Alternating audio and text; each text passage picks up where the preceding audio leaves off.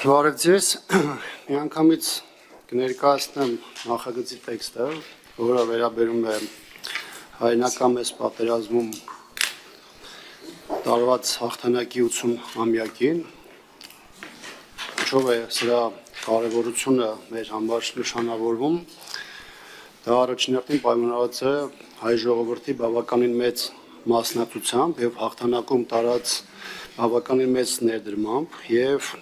հաշվառելով այն հանգամանքը, որ այս տարվա ընթացքում բազմաթիվ միջոցառումներ լինելու աշխարհի տարբեր հատվածներում ֆաշիզմի դեմ տարված հաղթանակի համատեքստում առաջարկում ենք հայտարարության հետևյալ տեքստը. Ուղիղ 80 տարի առաջ քաղաքակիրթ մարդկությունը հավաքական ջանքերով եւ մեծ զոհությունների գնով կարողացավ հաղթանակ տանել նացիստական Գերմանիայի եւ նրա դաշնակիցների նկատմամբ։ Երկրորդ համաշխարհային պատերազմը ոչ միայն իր ծավալներով էր աննախադեպ, նաեւ իր բնույթով այն քաղաքակրթական պայքար էր ընդդեմ այլատյացության։ Ֆաշիզմի դեմ հաղթանակում առանցքային էր Խորհրդային Միության դերը, պատերազմում բեկումնային էին Ստալինգրադի եւ Կուրսկի ճակատամարտերը, իսկ Եվրոպայի ազատագրումը ֆաշիզմից անհնար էր առանց խորհրդային զինվորի սխրանքի։ Հայ ժողովրդի աշխարհի տարբեր անկյուններում հսկայական ներդրում են ունեցել չարիքի առանց կանցացող նացիզմի դեմ տարված հաղթանակում։ Հայության ներդրումը հատկապես շոշափել էր հայրենական մեծ պատերազմի տարիներին, լինելով սովետական միության կազմի մեջ մտնող համատաբար փոքրաթիվ բնակչություն ունեցող հանրապետություններից, Հայաստանի սոցիալիստական հանրապետությունը մասնակցությունը հաղթանակի կերտման գործում ուղղակի հսկայական էր։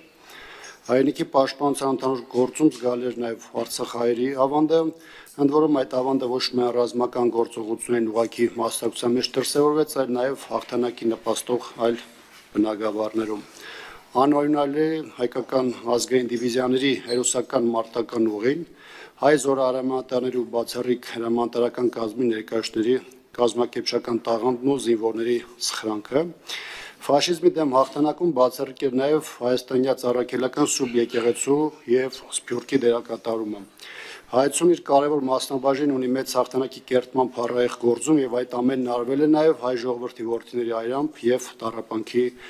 գնով։ Իդեպ այս օրերի նույն խորհրդանշական օրը մեծ հաղթանակի ժառանգները 1992-ի մայիսին ազատագրեցին Հայոց Բերդաքաղաք Շուշին հաղթանակ ապահովելով նեոֆաշիստական ռեժիմի դեմ։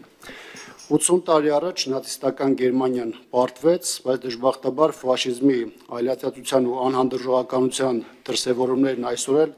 ոչ միայն գոյություն են, այլ նաև ակտիվորեն կիրառվում եւ պարբերաբար կյանքի են կոչվում աշխարհի տարբեր անկյուններում։ 2023 թվականի սեպտեմբերին Ադրբեջանը կազմակերպեց Արցախի բնիկ հայերի էթնիկ զտումներ, որը հանգեցրեց այնտեղ հազարամյակներով ապրող ողջ հայ բնակչության բռնի տեղահանման։ Սա ինչ է, եթե ոչ ֆաշիզմի դասական դրսևորում։ Եվ եթե ժամանակին գերմանական ֆաշիզմն ու դրա պարագլուխները դատապարտվեցին, ապա նեոֆաշիզմի գաղափարախոսները հանդես են գալիս կեղծ թեզերով, չարժանանալով քաղաքակիրթ մարդկության, պատշաճ դատապարտման ու պարծավանքին։ Մենք համոզված ենք, որ քաղաքակիրթ մարդկություն իր վճռական ոճը պետք է ասի 21-րդ դարում ֆաշիզմի եւ նացիզմի ցանկացած դրսևորման։ Շնորհակալություն։ Հարցեր հիմնական զեկուցողին Տիկին Կարապետյան համեցեք։ Ոնց բան չկա, համեցեք Տիկին Հակոբյան։ Շնորհակալություն։ Կխնդրեմ մի քիչ բարձրաբանել ոնց ենք երկու իրադարձությունները 47 տարվա տարբերությամբ խոսքը երկրորդ համաշխարհային պատերազմում տարած հաղթանակի եւ Շուշի ազատագրման մասին է։ Այս երկու իրադարձությունները կապում իրար, որովհետեւ թե միջազգային ընկալմամբ, թե բնույթով եւ թե ժամանակագրությամբ սրանք տարբեր են կարծում եմ։ Եթե անհրաժեշտություն լիներ, օրինակ երկրորդ համաշխարհային պատերազմին կամ հայրենական պատերազմին օրինակ կարող էի կապել Սարդարապատի ճակատամարտը հենց միայն նրանով, որ Սարդարապատի ճակատամարտում օրինակ հաշկի ընկած Հովհաննես Բաղրամյանը օրինակ երկրորդ աշխարհամարտին արդեն մարշալի կամ զորահրամանատարի կարգավիճակով օրինակ մասնակցություն ունեցել։ Ինչով է կապում նաև այս տեքստում դրա մասին նշել էի առանձին տողով, որովհետև Արցախահայերի ներդրման մասին երբ որ մենք խոսում ենք, եւ խոսում ենք այն ժառանգների մասին, որոնք հետագայում նաեւ հաղթանակներ կրեցին եւ դա ոչ միայն Արցախում էր, այլ նաեւ Հայաստանի Հանրապետության սահմաններին էր, նրանք այն մարդիկ էին, ովքեր ժառանգներ էին ըստ էության նաեւ հայնական պատերազմներ ունեցած սերնդի, որովհետեւ ազգությամբ նաեւ մեծ թվով արցախցիներ իրենց մասնակցություն ունեցան մարշալների, գեներալների, հերոսների նաեւ ձևով։ Երկրորդը, երբ որ մենք խոսում ենք պատմական տեսանկյունից, բնականաբար նաեւ որոշակի համացում տանում ենք տարբեր ժամանակներին, հաղթանակներին, որովհետեւ երբ որ մենք խոսում ենք պետությունների, երբ որ մենք խոսում ենք զինված ուժերի, երբ որ մենք խոսում ենք մարտական ոգու մասին, դրա հիմքում նաեւ պատմական իրողություններն են, արժե համակարգը եւ նաեւ այն ինստիտուցիոնալ հիշողությունը, որը մարդկանց միջով գալիս է եւ նաեւ հասարակությունների ժողովուրդների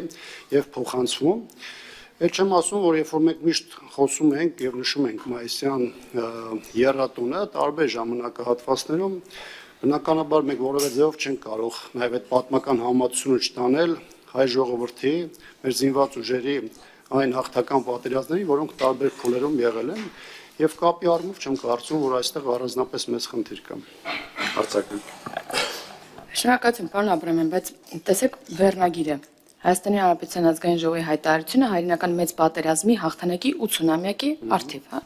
եւ դա կապել 47 տարի հետոյի իրադարձությունների, 5 տարի հետոյի, 20 տարի առաջվա, սրա մասին էր ասածս։ Հասկանում եմ ճիշտ ասած ձեր ասած ինչի մասին է, բայց ես կարծում եմ, որ այդ համեմատականները, որոնք ես տարա եւ նույնիսկ ավելացրեցի այն, ինչ որ այս տեքստում էլ արտացոլված էր,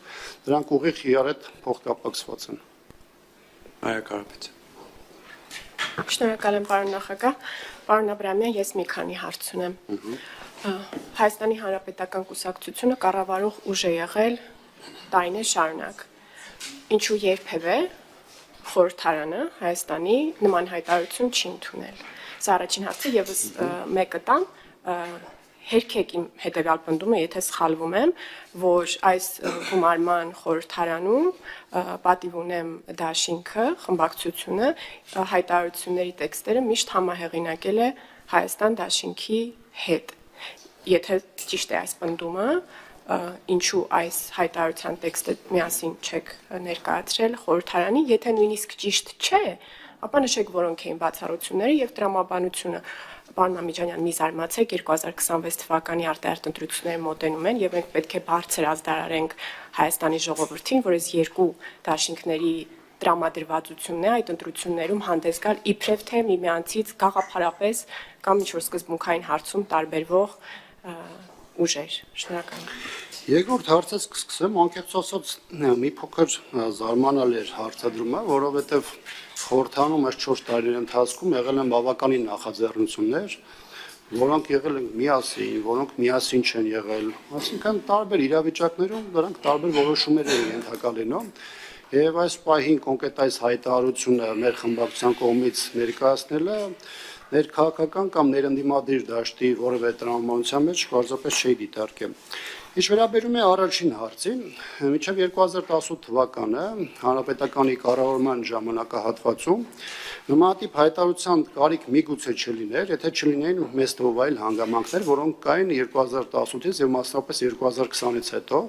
մինչև 2018 թվականը մենք այդ տոնական միջոցառումները